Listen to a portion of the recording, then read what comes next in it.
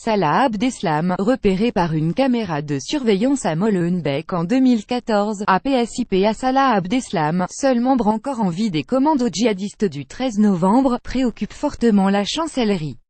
Placé initialement à l'isolement complet, ses staffs ailleurs sans aucun bruit venant de l'extérieur ni aucune vision sur ses alentours, Salah Abdeslam tiendrait des propos de plus en plus incohérents, selon Europe 1, plus grand que à lire aussi paranoïa, prostration. Les conditions de détention de Salah Abdeslam ont été assouplies en raison de sa santé mentale. C'est la raison pour laquelle le régime de détention à la prison de Fleury-Mérogis a été assoupli. La ministre de la Justice avait confirmé le 8 novembre dernier la crainte d'une tentative de suicide du détenu le plus surveillé de France. L'homme est incarcéré dans une cellule de 10 mètres carrés sans voisin, évitant ainsi tout échange avec les autres détenus, mais les autorités tellement préoccupées qu'il a été décidé d'enlever le plexiglas opaque de sa fenêtre pour lui permettre de voir l'extérieur, poursuivent nos confrères.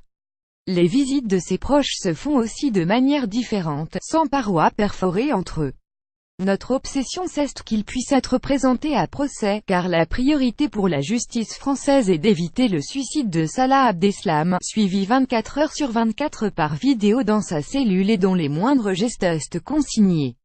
Notre obsession, c'est qu'il puisse être présenté à procès, c'est cela que nous voulons sauver à tout prix, avait poursuivi la garde des Sceaux indiquant que la date de l'audience en France n'était pas encore fixée, plus grand que à lire aussi fusillade à Forest.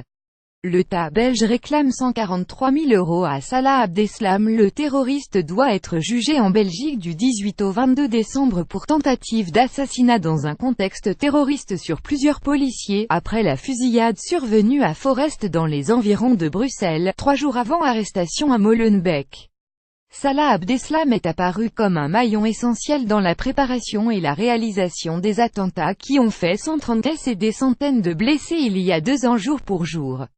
Jusqu'à présent, le détenu de 28 ans est resté muré dans le silence.